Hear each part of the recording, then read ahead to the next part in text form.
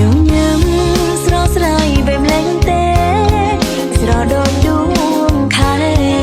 ដែលពេញរស្មីញញឹមម្ដងរៀមអូនស្ទើរស្លុតស្មារតីចំថ្នាក់ថ្នមបីប្រោថ្លៃអោនចែកចិន្តាបើប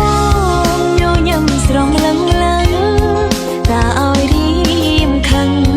ភ្លេចបាន